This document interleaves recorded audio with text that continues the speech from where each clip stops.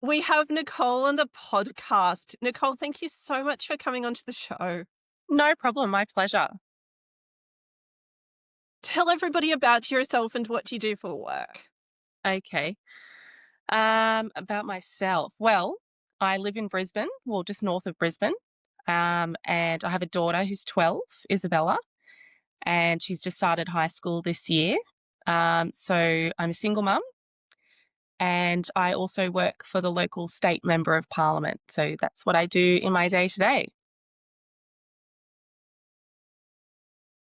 Awesome. So you work for a member of parliament and you are also in a political party as well. Correct. I'm a member of the Liberal National Party in Queensland. And you said you're the treasurer of something? Yes, so our so we have federal seats and state seats, and in the state seat, we call it our SEC, so our State Executive Council. I'm the treasurer, so I'm on the executive for that. So essentially, it's just, giving your time to be able to carry out certain duties. So there's, chair, secretary, treasurer, vice chair, and keeping engaged. Obviously, with here in Queensland, the Liberal National Party is now in government. So my boss is a member of parliament and also in government. So we do have a lot of events and things like that. So treasurer's role can be quite important for that. Things can't get paid for without me. So yeah, it's great to be involved though. It's great to be involved in any group where you can help the wider community. And we're talking about that before we started recording. So I think that getting involved in community might be a great place to start. You mentioned that you're a single mom and you have been for a long time. It sounds like family and community and support networks are really crucial for a life, along with apparently the calendar. Absolutely. So, I'm really lucky to have some close family around. My parents only live an hour away, which is really not too bad. I'm actually up here at the moment, so nice for a little weekend getaway. But also, they're available to come down and help me if I need it. They're retired. I've got a cousin that lives nearby, some friends from church who are also great when I need them. Vice versa. If they need something, it's nice to have that little crew that you've got not far from home to be able to support you in your day to day. Absolutely. And so you have a teenage child, but you're very, very involved with your career. And the thing that you wanted to talk about quite a lot is is maintaining your career as a single parent. What words of wisdom do you have for single parents who are wondering if they can and should do more in their careers and in the community? Yeah, look, I think my advice would be prepared to have to juggle consistently. You're the one person that is running the household and schedules. So, I think it's just important to not take things too seriously because there are going to be days where it doesn't work the best that it should. But, being open to asking for help as well, that's huge. Make sure you've got a good crew, people that you really trust, especially if you've got children. But, always ask because if you think about it, if someone was to ask you for help, generally we'll all be like, oh, of course we would. So other people think that too. So I think it's really important to ask for help when you do need it. But yeah, career and everything, I think it's very, important to make sure that, yeah, while you do have that schedule, that you do have that flexibility as well. Absolutely. Having the career and being involved in the political space and having a child within that space, I think that was very interesting that you let me know that you get your daughter involved in that. And I don't want to try to talk anyone into taking a political side as such, because I've met lovely people from all ends of the political spectrum.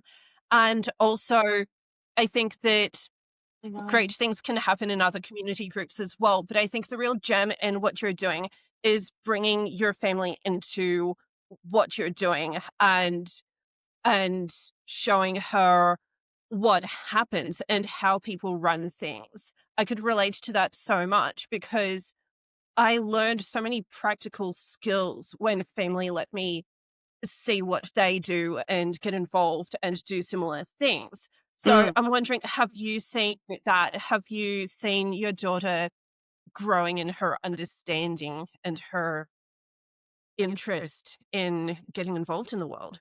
Oh, absolutely. And, she gives me that feedback all the time. She was speaking to a teacher at school the other day and who was surprised that she knew who the prime minister was and, how politics worked, just the general day to day. But for me, getting her involved is just, I always think my parents always raised me to be in the room.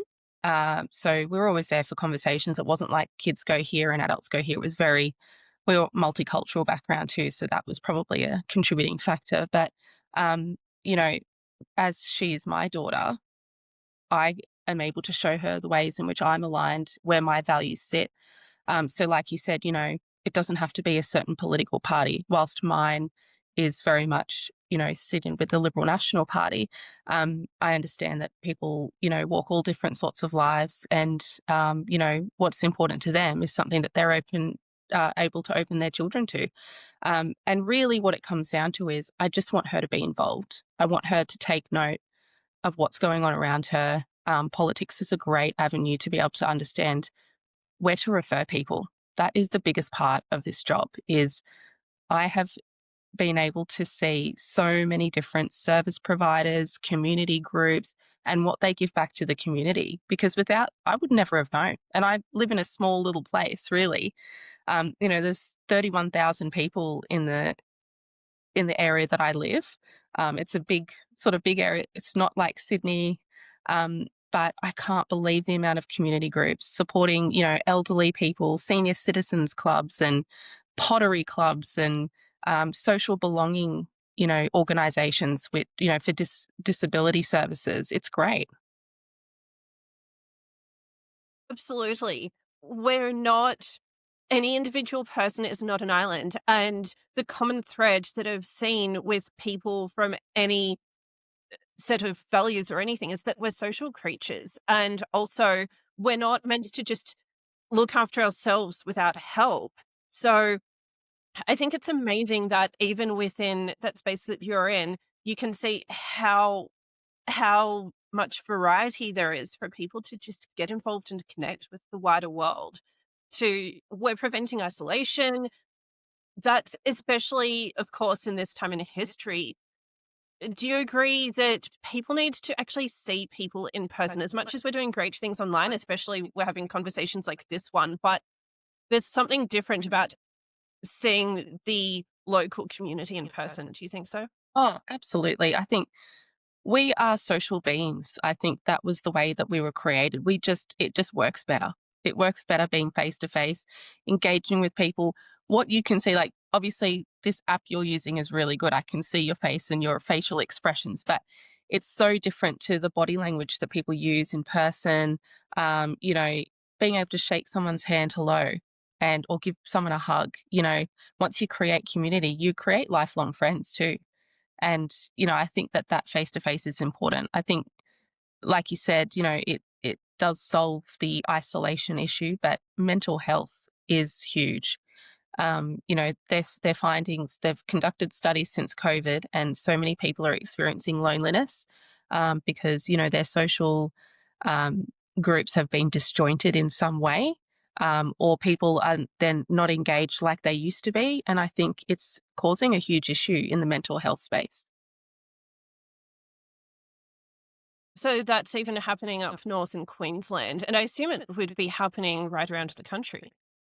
Yeah, absolutely. Look, in this area that I'm in at the moment, the council area is the Moreton Bay Regional Council. And during COVID, they actually relaxed laws around camping on public land.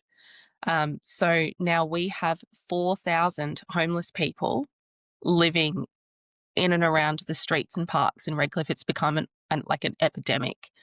And these people have been offered housing numerous times, but that's one of the major things that came out of COVID in our area that you see physically day to day. People can't operate in their shops properly. There's an increased drug issue, which is actually fueling the whole thing.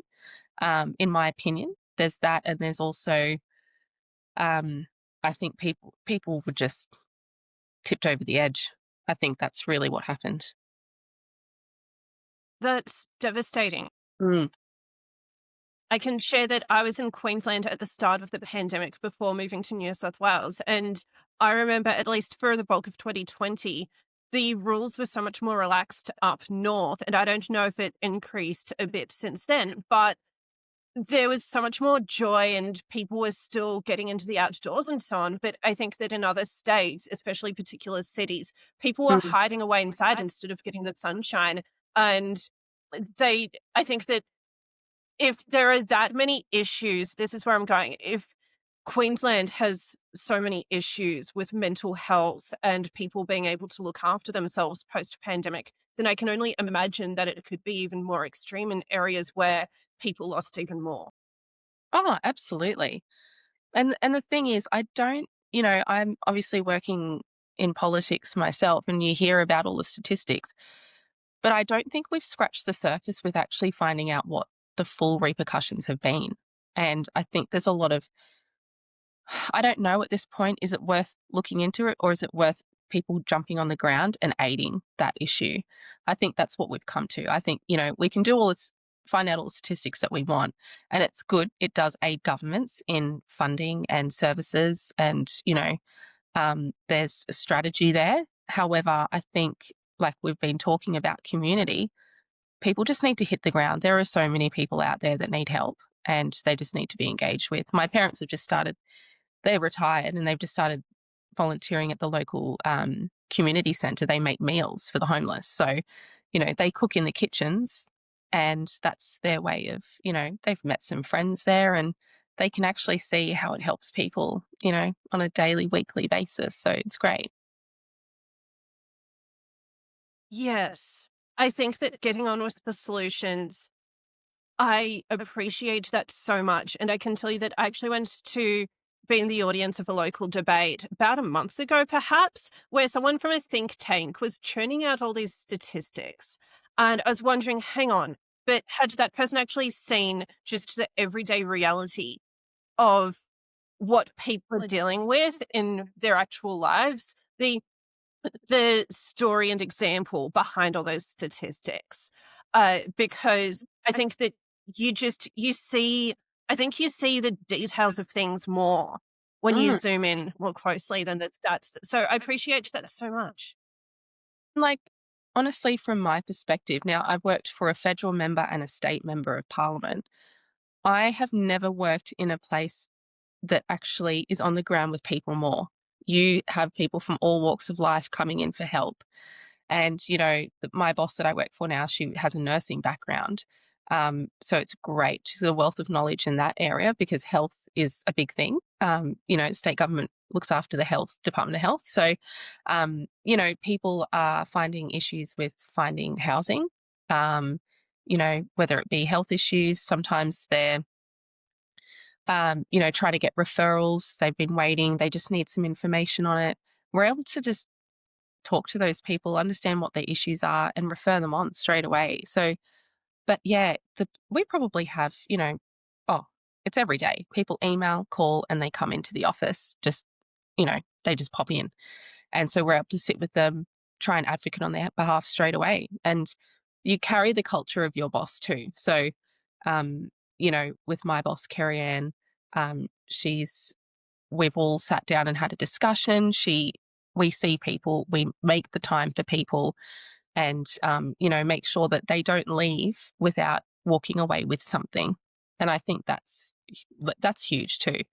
And I think, you know, even if you stop to have a discussion with somebody that might not look okay, you know, on the street, obviously watch out for your safety, but at the same time, make sure that someone walks away with something, you know, whether it be, do you need help with anything? Or is there a number I can help you call? Or, you know, we just don't know what impact we can have just doing those little things. You really don't know the impact, and you can be helping someone so much with a simple thing, you're right.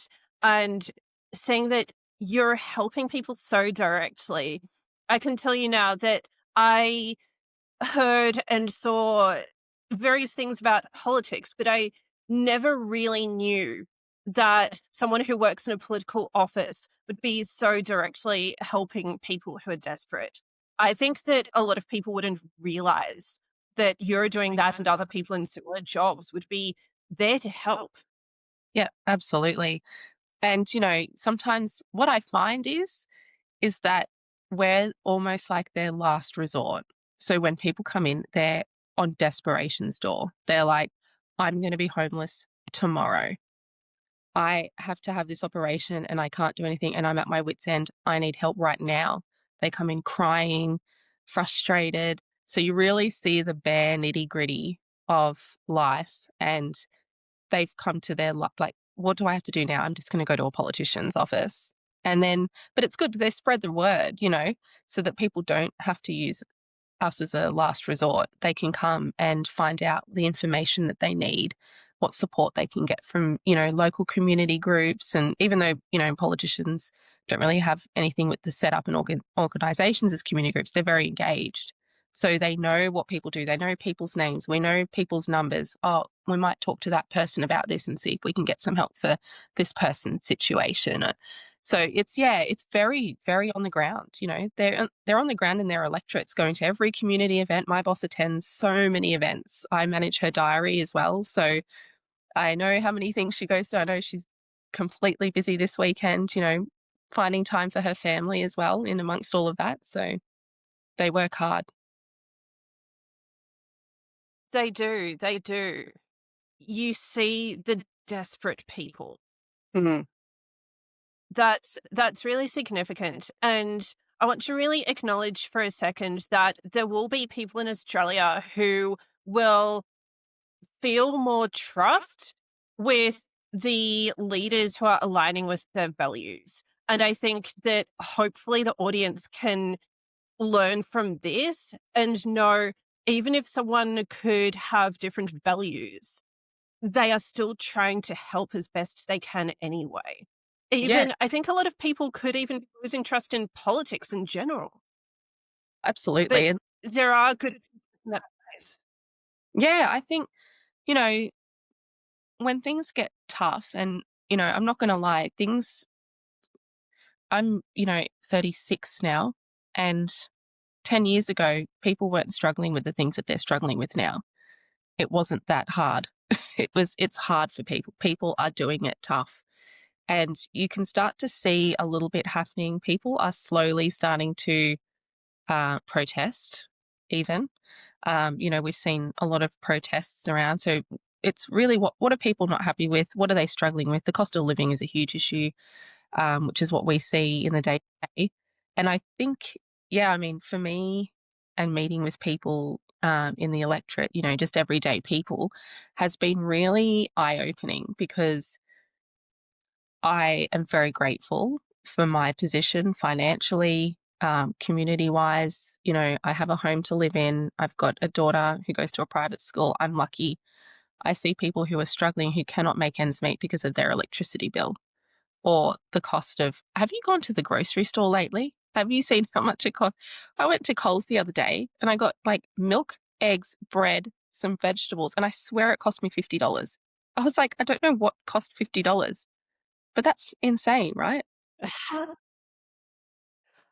I One bag. I have been a vegan for more than half a decade, but I can say that there are various things that just leap up, or even sometimes, I mean, some things of any sort will just climb up. And even for me, I remember when the price of soy milk was going up even 5 years ago and now, and you realize, hang on, I don't think the incomes have really matched the prices that are Like, going on here.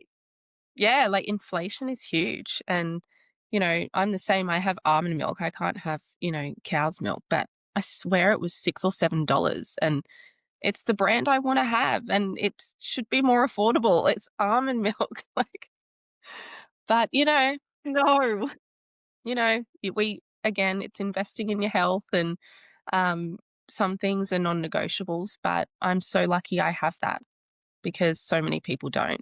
And, they're the people that come in and I just think sometimes it can get quite overwhelming, especially when it's been, a busy day with lots of people coming in. They're very emotional. So that does take a toll. I'm someone who sort of absorbs that and I try to help, coach that conversation to get around to how can we help, but also how can we help your mental health right now? Did you want to come in and sit down and have a cup of tea? Do you want to go downstairs? Do you have any friends? Have those discussions because you can't send people away like that. I can't imagine sending people away to go to nothing. And then it's up to them whether they want to take the option, you know, take the information, make that call. But yeah, it is hard. It unfortunately, and I never thought I'd say it, I think it's really hard to live in Australia at the moment. It's hard. You're acknowledging something that is very difficult but honest to say. But I think that a lot of people know that deep down. I can only guess what housing affordability would be like in other countries. But right now, I know that even the rental markets are so much of an issue. I mean, I moved out of Sydney at a time when the idea of buying a place was becoming a bit more out of reach than it had been decades ago. And now at this time in history, people are struggling to even see an affordable, suitable rental. And I think that's becoming an issue for so many people. And on top of even that search and that need, we are living in an era where it's almost expected to have 2 or 3 jobs or have a job and your own business at the same time. It seems to be expected these days.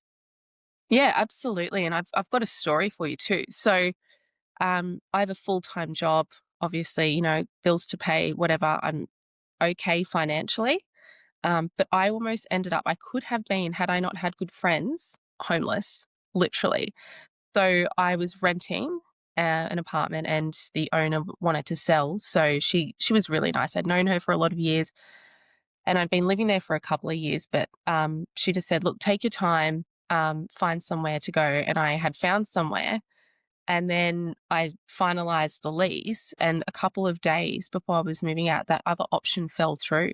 There was an issue. And um, I ended up actually, I've got a really good friend. She's got this big house in the same, it's just a street away from where I was living. And it's a split house. So upstairs is one house and downstairs is another. And it's all very secure as a big, I like living in apartments because I feel that it's very secure and it's safe for my daughter and I. Otherwise, I'm going to, have to, I always say I have to get a big, get a house with two big dogs to make me feel like, I'm not going to be broken into or anything. But yeah, so and then it took me so I actually get the keys to my new place tomorrow. But it's taken like 6 or 7 weeks to find another place. And that's how bad the rental market is up here at the moment too. There's huge demand. And I just don't think there's enough houses for people. I don't know what the story was, but I thought, I'm the perfect tenant, really. I mean, I've got a daughter who's in high school. It's not this huge, big family with young children, banging walls and, drawing on carpet. So how can it be hard for me? And that's the position I was almost in. I'm seeing people living in their cars and I'm thinking, wow, had I not had my support network, that could have been me. That shows you, for starters, how crucial a network is and a community. Yeah, definitely. Whatever someone's preferences are, find your people, whoever they are, Hmm. because you never know. And it shows that that thing happens to anyone. Yeah, it can happen to anyone. That's exactly right. Like when I've told a few people and they're thinking, "Oh my goodness, it can literally happen to anyone." And I'm like, "Yep, you don't have to be struggling financially for it to be an issue."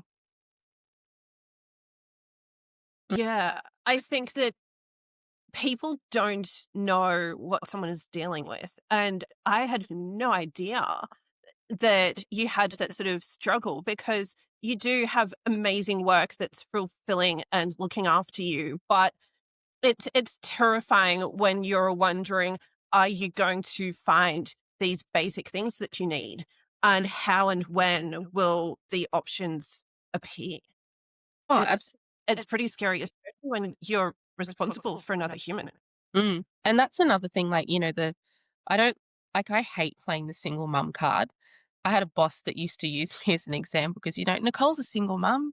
This is what she does." Can you I say, "Can you stop saying that?" But it's true. Like, when I think about it, I always said for me, it was an issue because home was so important to me to have a space that was just mine. Because in the public, I'm operating at between 100 to 150% every day. I'm talking to people every day. I'm talking to people who have huge issues every day. I'm writing to people who have huge issues every day, supporting my boss, just the general things in your job.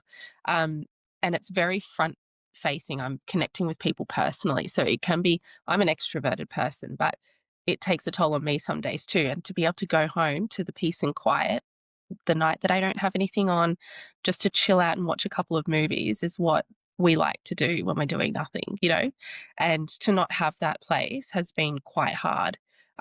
Even though I've got my own space, it still does not feel like mine. And I'm constantly considering, what's happening with other people, or where's the dog, or you know, um, and you're in someone else's house. So it's just, yeah, it can be very draining, but also it really makes you thankful for that time. I'm never gonna be so more grateful, um, for having my own apartment back. I cannot wait. I've been, hanging out for this just so I can get my little sense of peace back.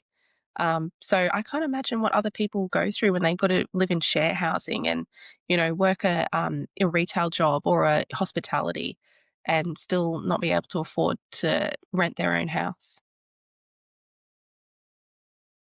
It is hard to imagine those scenarios, but at least you have enough lived experiences to relate to those people enough, and that's something people need to remember, that you do understand what it's like. Mm. And that's another thing, right, with community, because you're talking to people and like you're a single mum, I'm a single mum. We've had a chat, the last couple of days, and you realize you have to talk to people, you have to engage, even if it's not your thing, because sometimes you think it's just you. And when you start sharing those skills, and I call it skills because it's a skill to understand, what the best way to handle a busy week is. What's a good idea that someone else has lived and has now got that experience to share with me, or I can share with them. This is what works for me. Try this. People need that conversation. People need that motivation. They really do. I really wanted to go back to the self-care side of that for a second, because that has been a common theme. I've been talking to all sorts of different people in this podcast, and they have all sorts of different jobs. And you're reminding me that even in a public facing role, and I think there are all sorts of different public facing roles, the self care is crucial. You've mentioned things like having a buffer in the calendar so you're not overwhelmed and getting too stressed out or stretched too thin. And the support networks are another form of that, but also just making sure that you have the space. I think it was really significant that you mentioned needing some quiet time or just a switch off away from people. And I'm not sure if people really do that all the time. And that's probably a lesson that we can learn, that if you're helping people all day long, it's okay to have a break from that. So I'm getting the sense that self care has been a part of doing what you do. Yeah, and look, I'm not gonna sit here and say that I've done it right every single time. I mean, at one stage, and like in all honesty, I was drinking way too much wine when I got home. And I actually got to a point where I thought, am I an alcoholic? Is this how I'm using my time to, um, you know, de stress after work. And I thought, this is not helping my health. I was not sleeping properly. And then you just have to make a change. You've got to put yourself in a position where you're ready to go and you're working at full capacity the next day. I think there are two ends of the spectrum. I think sometimes people work themselves into the ground and don't take the rest when they need it. And then I heard this really great quote the other day, and I think it was C.S. Lewis. I'm pretty sure it was C.S. Lewis said, some people are so afraid of burnout that they're not even burning. And how powerful is that? That's beautiful. Yeah. And I thought, look, I've had the criticism, oh, you do too much. Oh, this is how, and I'm thinking, yeah, some weeks are busy, but I love what I do and I love helping people in any way I can. I have a huge capacity to do it. That's me personally. But yeah, people might see me rushing around this area or Parliament House when I'm walking down through the things, but I still veg out. I get into my pajamas, go home, have a real nice hot shower, sit there with those gay time ice creams. I love them so much. Cup of tea, a gay time ice cream in my fluffy socks, and I sit there and binge watch Gilmore Girls or Friends, something that a bit light. You watch Gilmore Girls. I love Gilmore Girls, and of course, it's a single mum show, and it has all the caffeine in it. And I think that as much as Gilmore Girls had its ups and downs in how all of those, we won't delve too much into this, but I have to say, as much as the characters had their flaws, I think it said to everybody a long time ago, it's okay to be by yourself and looking after yourself, but rushing around a bit and trying to do the impossible. Hmm. It showed that it was okay to do that. Yeah, and look, I sometimes think there's some things that I do really well and I can keep up on that. But there's other times where I'm like, my bedroom is looking really tidy, but my car looks like, you know, I've had 7 children who've just played soccer jump in, and grass everywhere. It really needs a dust. And then there's other times where I look in my fridge and things are out of date. But usually, if I can keep 3 things going, like, my is washed, my nails aren't growing out. Look how bad they are at the moment. As long as I can keep it liquid, Oh, wow. I feel like I'm winning. And I'm like, realistically, in the grand schemes, if I've got some off milk in the fridge, you know what? It can wait till the weekend. But clothes need to be washed for school, lunches need to be made, um, you know, breakfast needs to be ready for the next day, coffee needs to be a thing. So there are those things, but some days you just have to pick up and wait another couple of days till you've got some spare time. It's about prioritizing. And sometimes other people come before, my milk in the fridge. So that's what we do. I totally, totally get that. And so many people have used the phrase, you can have it all, but not all at once. Mm. And that probably reflects what you're describing, that it's okay if one moment you are just having some peace to yourself, but the next moment, work is everything, community is the priority, and your tidiness and perfection can wait until after you've helped everybody else. And Yeah. that is probably dedication that makes a difference in a lot of spaces. Yeah, exactly. And you know what is really great? That day where you just sit there on a weekend and you've got it all done. What a great feeling. Sometimes it's almost worth not doing everything so that one weekend a month you're like, everything's in order. I've done the shopping, the house is clean, my car is clean, my hair is washed, like all of these things, the washing's folded. There's a lot to do in amongst a busy day, especially when you don't have someone else, helping. So,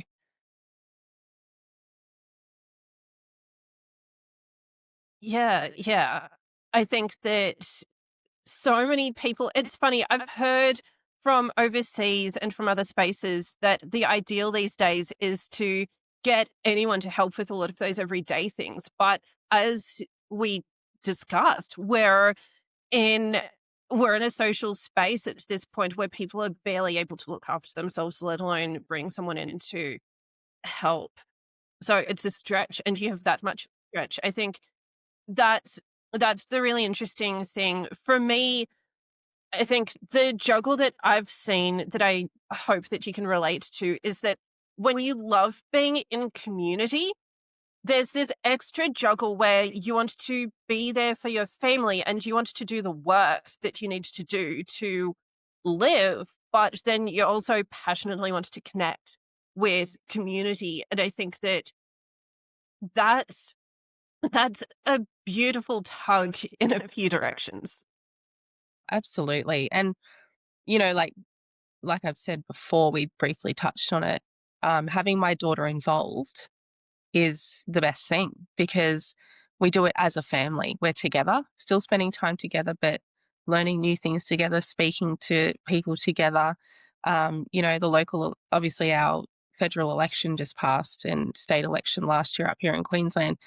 So we are volunteering on, at the market stalls. And yeah, Isabella was in her little shirt, um, supporting our candidate and letterbox dropping and working at the stall, talking to people, engaging with people. And it's interesting the sort of looks that you get um, with when they look at her and she's got the shirt on and they're thinking, oh, wow, younger people are engaged. And she's not the only one. We've got another little boy who's 12 who just wants to do it himself. He's jumping in there, getting involved. I've got a really good relationship with his mum now, and she always just messages me, "Oh, are you doing this? Can Wade come with you?" And so we have a great little community that where kids can be involved, and they can. It's just, I do think it's been the most important thing is that I am happy to do it, but it's a bonus if my daughter can come with me because then I can allocate more time to it. So it helps when it's possible. And it's great that you're bringing the conversation back to how your daughter can get involved.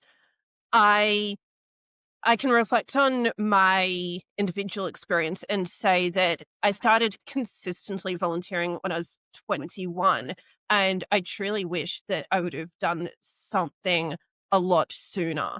And so I'm wondering if you have any suggestions for perhaps parents or kids who are old enough who want to get involved in something, because we talked before at some point before or after I clicked record about how anyone can get involved in anything. But I think I'm wondering if there are any extra things to consider if young people are wanting to. And I think this could be extra important now I think of it, because young people are so glued to their screens and they're on social media a lot. So it could be even more important to connect, to go beyond the screens. What do you think that Oh, young people should be doing?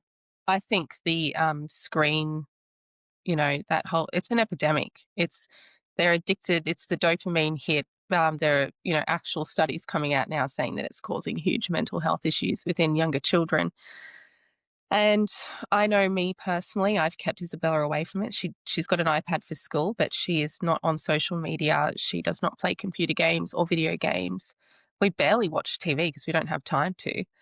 We'd rather have conversations. So, yeah, I think going back to how people can help, I mean, if I think of my community now, I mean, my boss said when I first started working for him, the federal member, I wanted to go and help this group, and it was mums. It was called Redcliffe Mums Incorporated, and they go around getting donations from local businesses, everyday people. They get all of the school supplies, and then in January, when the school term starts, they give it all away to people that really need it. And they have trivia nights to raise money. They auction off hampers and things like that. They're doing amazing work. They even pay for like school uniforms for some struggling families. And I was thinking, oh, I really want to do that. I want to get involved and do that. And then my boss said to me, you can't join every group that comes in the front door, and I'm because I was like, oh, and I want to help them. Oh, and I want to help them. And I thought where I really found my place was being a great referral. because people generally will ask me, oh, how can I do this? Or what do I need to do to get this grant for my local community group? Or, who can I send this person to? They're looking for a job in disability services. And, so you get those calls sometimes, which I think is being great. I just try and keep across what's out there and help when I can. I tend to trivia night, buy a table or buy a seat, and go and participate and help raise money, or tell my friends about it. Hey, do you want to come to this trivia night?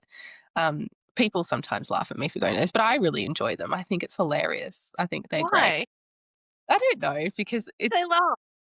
I think people laugh because they think it's this old person thing, and it's not. There are so many younger people that would just absolutely love it if they just gave it a go. And, I take my daughter as well. She comes to them. Um, but I really think ways that people can really help is like the local, like we've got a local breakfast club. So people go there, make breakfasts, and it's people who can't afford it. It's generally the elderly community, some, young, some disabled, but they have a place to come and sit down, have a meal, have a chat. There's also the local Salvation Army has like a little office there. So if they need extra support, additional support, that's then provided. There's, volunteers are required at the hospitals. I remember when I first moved um, from Sydney, one of my friends, I was attending a local church, and I said, I just need to do something because I don't have a job yet. And in the meantime, like, I was just getting so bored. And she said, oh, do you know that you can actually go and volunteer to feed the stroke patients? So in the hospital, so that the nurses can, actually do what they need to do. Um, but a lot of these people just need to be fed or, and so I'm just thinking, I was like, it doesn't really take a lot to be able to find these places, but a lot of these places run by volunteers. So, there's this other really great group, especially for guys, and I think young guys. Women do it really well, and I think men would be really great to get more involved if we could do that. It's called Band of Brothers, and they go on these walks and raise awareness about, mental health, men's mental health. And they just create a little community. They have coffee, they go on walks. They actually monitor a car park. So there's a local church that gives up their car park so that single mums who are homeless living in their car have a place to stay, and they run that. So they help in other areas too. So, um, that's just started up by volunteers, people who have got time, who want to give back. So, how great. I'm glad that you brought up the need for men to have groups. And I agree. I think that women, for so many reasons, are more easily finding groups that they can really feel belonging in and connection. And I was seeing that issue so much because, of course, in the last few years, I was connecting with men who were perhaps a bit more isolated than they had been in previous years. And they might be connected with family, they might try a hobby, but then it's the sort of hobby where they're just doing it individually. And I just saw that some blokes at least don't have a group. They don't have their people. And that has to be contributing to the mental health issues for sure. And it's definitely not ideal. It's not healthy. So, at least from what I've seen, for example, I go to yoga, but it's normal to see a lot of women in yoga. Yoga is for everybody. But so I think some of these types of communities naturally attract women. Or there are the moms groups, and I passionately wish for more parents groups that include both genders without being called a mums group. But Mm. absolutely, I think that there's there's room for more groups. Oh, Alongside what you said from your boss, you said that your boss said you can't join every group. I'm getting inspired by that. Don't join every group. But but do you agree we need more groups out there? yeah. And, I was reading this book recently, and it was called The Fight for Female. And it was actually sort of taking down the whole feminist movement. As much as I believe that women, look, I do it on my own, I'm a single mum. I do really think that men have a very strong place in our communities. We can't do it without them. Men offer so much, and I feel like their voices just of late have been quiet. And I do really think that maybe their community is not like what it used to be, unless you're involved in a sporting group or a Rotary, when when you're retired, or like Toastmasters as well. Um, yeah, I think it's really hard to connect other than if they go and have a few beers. I'm like, I've got a few friends who are, probably middle aged, who's still working young families, and they're involved in community, and they make time for it. It's hard, but they do make time for it, and I think I would like to see more of that. And I think some people do it really well, and I will acknowledge church groups for that because they seem to engage really well with the younger community, men and women. But yeah, girls. I had a boss once that said to me, "Oh, how come he?" I was working as a body corporate manager, and he said a client asked him in front of me, "How come you always have women doing this job?" And then he just said, he turned around and he said to him, "Well, to be quite honest, women can talk under wet cement." And he said, "And that's what makes them good at this job." And I just laughed and I thought that is so funny because it's so true. Like, as soon as you get a group of girls together and it's chit, chit, chit, chit, chit, like talking, talking about kids, talking about life, guys aren't as great at doing that. And that's just, a natural thing.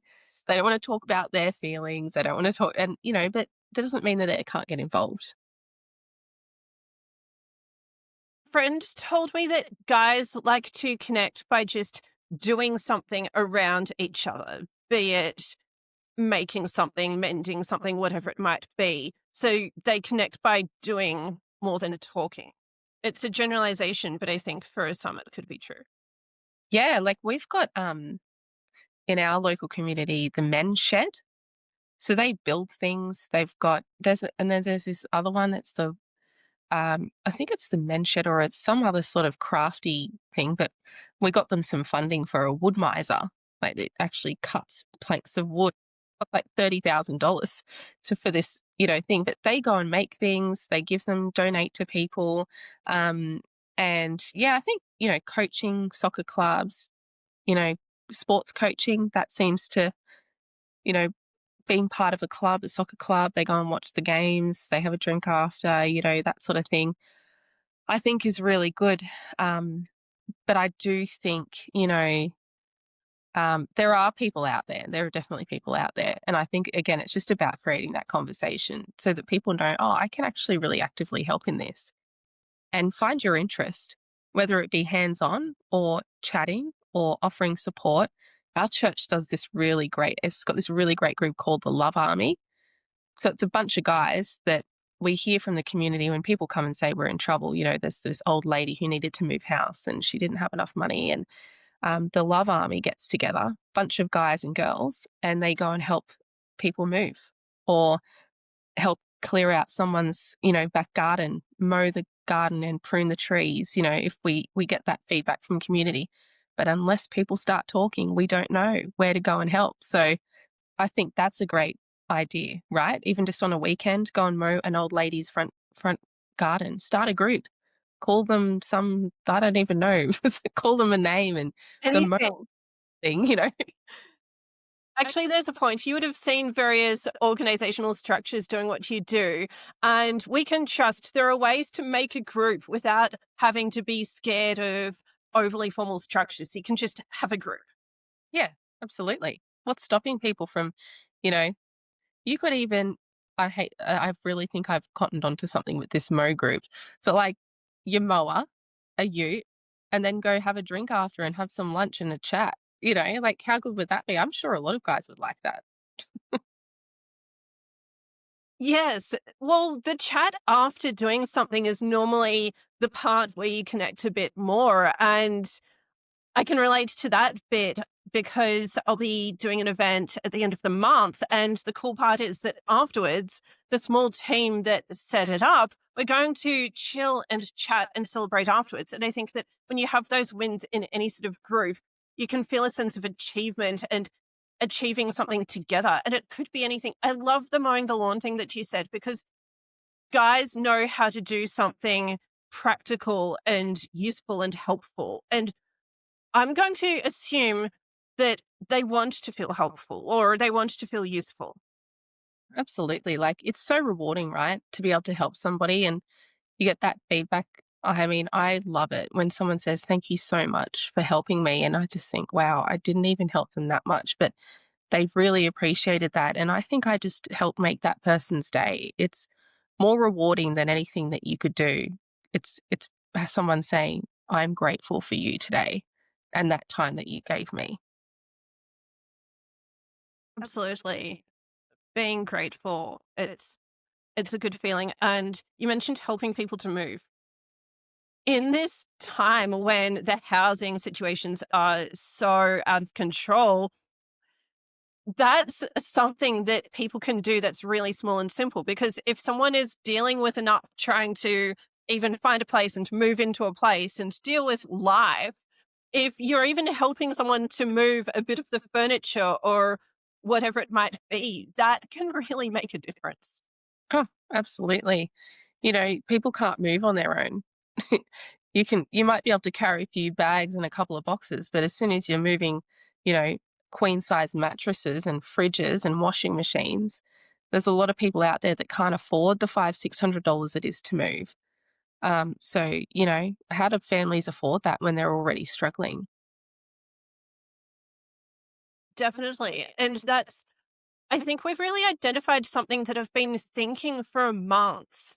And it's so nice to acknowledge it. I want to thank you for really acknowledging that voluntary groups or simply communities can be helping with some of these things without having to throw money at it. Because I do realize that there is some problems that need a monetary solution, but there is some I think that there are some people out there who just need someone to do a few little things. And then I I'm going to be a bit bold and say that I think Australia needs to evolve its culture into one that wants to help each other, because I'm going to go ahead and say that I think that people are in their own little bubbles a lot. Absolutely. Absolutely. And, children learn from their parents. So, we need to be very mindful of how we're raising our children, because are we losing that community that was there in the 40s, 50s, 60s era? Now, what have we got? We've got kids sitting in front of an iPad because they're being kept out of the way when we engage in them. They're not useless. Children are very intelligent little things sometimes. And, you know, being able to show them how to help people is a huge, it's creating culture. And we need to go back to creating that volunteer community culture. You really do. So you're saying now's the time to teach the next generation. Absolutely. Like, people need to start taking their kids. People need to start having their kids in the room when they're having these discussions. Um, it's, you know, I don't know. I never thought of it as an issue. I always appreciated being in the room when my parents had friends over for dinner. We weren't sent away. Sometimes you'd want to go and play with the kids, but if there was none, we still sat at the dinner table. We still engaged in conversation. People were interested in what we wanted to say as well. So, but get them out there, get them involved, get them learning about people, and get them caring about people, because we can't we can't grow into a selfish community, like a selfish culture. That's really what's happening. People are like, but does it serve me? What do I get from it? Like, we need to change that. It's just not how we're meant to be.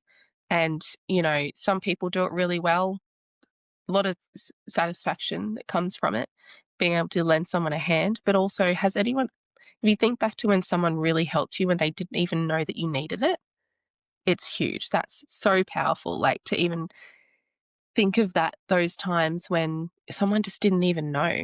And sometimes, look, I have struggled over time accepting help. Um, and a lot of the time, it's not because I don't want the help. It's just that when someone says, "How can I help you?" Like my dad said, "How can I help you move out of your storage unit into your new apartment?" I said, "I don't even know where to start because I don't even know what's there. Like, I need to have a look at it to see, how it goes." But I could have just said, "Sure, meet me there and let's sort it out," because he just said, I've got the car. I'm going to come and help you instead of trying to do it on my own. Um, and sometimes I've found pushing someone a little bit, just saying, well, I'm going to turn up tomorrow anyway. So just be prepared for me to help out for an hour or something, you know, and that's just the way it starts. But, we need to be mindful of it. We need to think about how we're helping people because we can't expect the government and organizations to carry everybody. If we don't get involved, it, No. it won't, it won't reach. Absolutely. And whether the money exists for some things or not, it takes so much time, and there's often so much more of a complicated background to allocating money towards things. But I've seen that when some forms of service become a job, it becomes more transactional, whereas similar forms of support can happen when people are just in community. And I wanted to really acknowledge that we both went to a religious school a long, long time ago, and we hadn't mentioned this earlier in the chat, but well, in the recording, but we went to the same school. It was religious. I've had a bunch of phases of being not so religious in my adulthood, but I still, between that and the secular volunteering background that I was also raised in, I just grew up with a sense of people help each other and people chip in. And we still need to look after ourselves and value our time and make sure that we're okay. But I've seen again and again that there are ways to there are ways to stay connected and supportive in a community that you could end up needing one day. And it doesn't have to be religious. If you're that way inclined, great. But I wanted to actually passionately encourage the other groups. It could be anything. There's a Surf on the Spectrum group over here. Whatever they do, it's great. And I think there's so many groups of so many types. So even if you're not political or religious, would you agree that anyone should just get into a few groups? Not too many again, don't join every group, but do you agree that people just need to do anything? Oh, yeah. Look, honestly, to be honest, a lot of the groups that I've, met and have worked with, they're not religious or political. Most of them aren't political. They know it's good to be able to help them in from that arena, but most people aren't. So I do find that the church does they're involved in a lot. Whatever group I bumped into, generally there's churchgoers in there.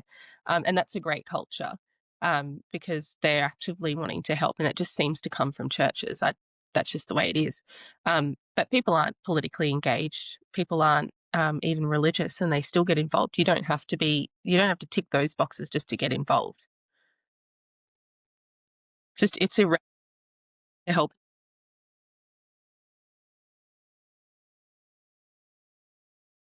Yeah, there's a phrase that's used for for spaces like the 12 steps and various things that I've only heard about where people say believe in something greater than yourself. And what we're probably talking about here is a greater collective power of human communities that's simply greater than what one individual can do. Oh, yeah. I mean, that's what's that saying? There's power in numbers. Because one person helping someone in comparison to five people being able to help, your resource just expands right from that. And then you tell this person and tell that person, and then you create a community without even realizing it straight away. You end up building great relationships. So as well it's not just about helping and helping people who really need it. It's actually about creating a community for yourself. It all goes around. It's a cycle. It's like you help so that you can be involved, then you make friendships, then you're then served by your own little community who'll be there for you. You're there for them, and then you help other people. It's a great little cycle. And people often find that when they decide to get involved, they find a whole new crew, a whole new family for some people. Some people don't have friends or family and they might move somewhere new. They might move from, out of the country or interstate and they just need to find some friends. I had friends who joined a mixed what was it, a mixed soccer team, mixed netball teams. They join those groups so they can make friends. So Get involved in anything. I want to really, as we reach an hour, I want to acknowledge and thank you for showing what can really happen in public spaces. And I want to appreciate your vulnerability in sharing that you have struggled as much as other people do. And thanks for really, really detailing how people who are in public spaces are actually trying to help people and do actually understand and connect with community. I think that has been the big takeaway, that whether people can identify with the same values or not, just trust that you're helping people, other people are. I'm wondering if there's one thing you can say to an audience that's in Australia and other countries. If someone isn't in Queensland and they are feeling a bit stuck, where should they turn? What do you suggest? honestly, I would go to find out where your local outreach is. Everyone's got a breakfast club or a, what do they call them? The community centres run everything. If you go to the community centre, you'll see something on the notice boards. Go and ask the local councillors and go and ask the local state and federal members. They are the ones that attend all of these events. If someone comes in, I can straight away give you 10 brochures of different community groups. So go and ask them. Go and say, hey, do you know of community groups in the area? They're going to know. And it's a one-stop shop. You'll find all of them there. But it's been really great talking to you, Mel, because I think we're the same in the sense that we're not afraid to talk about the nitty gritty and be honest. And then something comes of that, because I think people just need to do that a bit more often. Um, and being real with people is just, there's something behind it, because when you show your vulnerability and you tell the truth about what your life is, you don't understand how much it can help somebody else. And it doesn't matter if you want to have this persona of like you look like you've got everything together. Trust me, people don't have it together.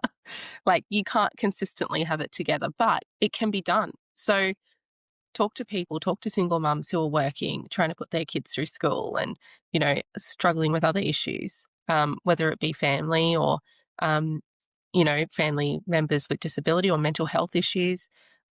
Without that discussion, it's a sad world for those people. So open up, have the discussions, and see where that leads. Sounds like a great idea. Nicole, thanks. No problem.